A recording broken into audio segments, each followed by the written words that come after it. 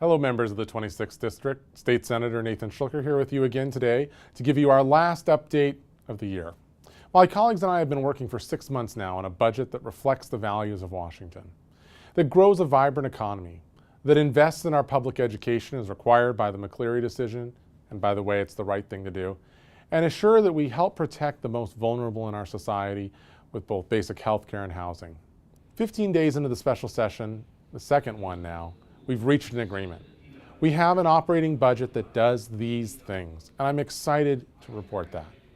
It invests $1 billion in the McCleary decision to actually expand full-day kindergarten, improve pupil transportation, in other words, the buses, and substantial investments in teacher and principal evaluation and training programs. This investment in our basic education system is necessary. We as a state have failed in our paramount duty to adequately fund education. This is the first of what will be many steps to meet that constitutional obligation. Beyond, though, basic education, we also stabilize college tuition for the coming year, with 0% increases this year and likely next year as well. This is exciting, and we invest in STEM education, science, technology, engineering, and math, the core of where our job market is going these days, to keep us competitive and make sure that when kids are getting out of school, they've got the resources, the tools, and the knowledge to be successful. Beyond that, though, we help the most vulnerable and we keep the public safe. Out of the original Senate budget that had devastating cuts to the Aging, Blind, and Disabled program, the Housing and Essential Needs program, drug and alcohol treatment, safety equipment in our mental health prisons, and other dangerous changes, we have fixed all of those problems. That is an encouraging step forward. We've also balanced the budget by making sure that we do health care right, that we don't continue to say that 50 million Americans without health care is a solution or a system, and we recognize it for the failure that our current system is. We can and must do better. And amazingly, we were able to do this without raising new taxes.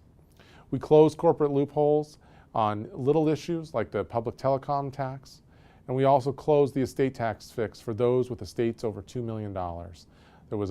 Both of which were problems with court decisions. Additionally, we continued the hospital safety net assessment, which ensures access to critical care hospitals and other facilities throughout the state.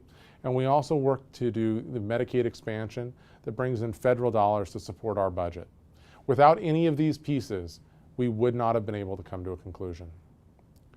But this year has also had concerns. This has been one of the most partisan years in the history of the state. And we have come closer to the brink of a government shutdown than almost ever before.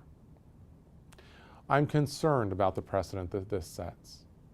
I'm concerned that people are willing to take such risks with your lives, with the lives of our constituents, with the jobs of our constituents, and with the access to basic needs and transportation that our budgets provide. We have to do better. And I'm always willing to work with the other side of the aisle and the rotunda. The reality is, as a trained mediator, I know that when you have a seat at the table, that doesn't mean that you dictate the conversation. And we need to get to the idea of compromise and common sense far sooner than 2 days before shutting down the government.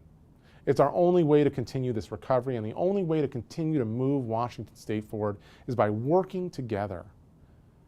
And if we don't do that, then we've got real problems beyond just this year. So I look forward to completing our work and ending the 2013 session.